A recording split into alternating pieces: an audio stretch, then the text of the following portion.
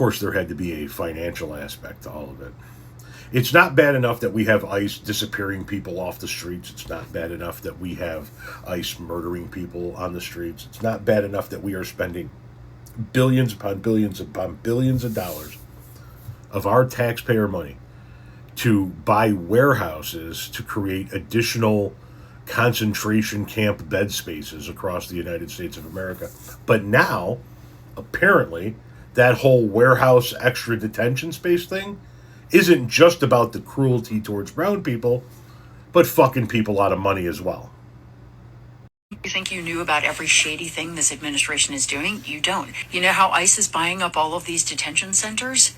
They're overpaying for them massively, and we don't know who's pocketing those profits. Let me show you the most egregious example. In Social Circle, Georgia, a town of 5,000 people, ICE bought a warehouse from a company called PNK Group, owned by Andre Sharkov. The company was originally incorporated in Russia, and Sharkov, who's no longer a Russian citizen but still spends time in Moscow, bought this property less than 2 years ago for $29.4 million.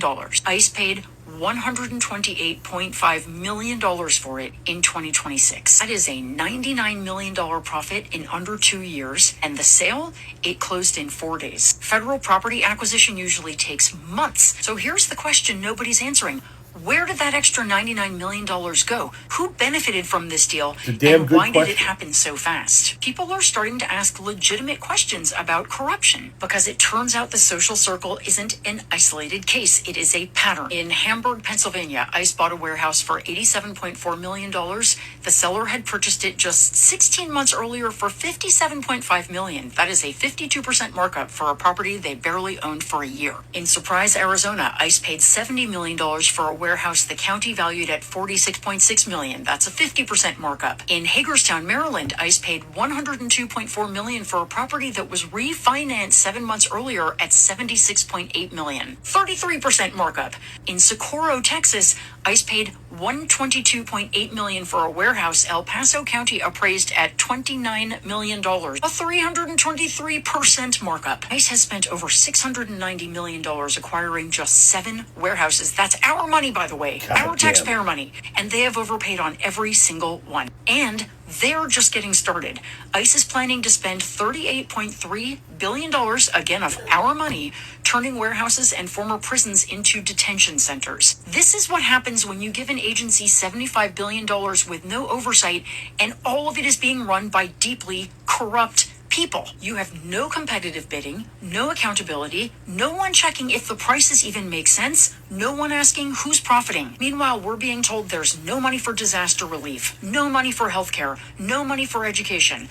But ICE can pay a guy with Russian ties $99 million in profit for a warehouse he owned for only 2 years with no questions asked. 58% of Americans say Trump's immigration crackdown has gone too far. Maybe it's because they're watching their tax dollars disappear into deals that look an awful lot like corruption. Look, this is your tax money. Somebody is getting rich off of it, and it's not you, and it's not me. And frankly, nobody knows where all of those profits are going, but God damn it, we should find out.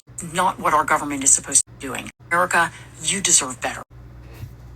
So the cruelty of these places isn't enough. That cruelty has to be frosted on top with a heaping, helping layer of corruption and greed. There isn't a goddamn thing that happens under Trump's federal government that somehow, some way, millions upon millions upon millions of dollars, billions in some cases, make their way into God knows whose hands. I mean, hell, today he just committed $10 billion of U.S. taxpayer funds to his new Board of Peace without Congress ever approving it. Just gave himself $10 billion. He is going to milk us dry.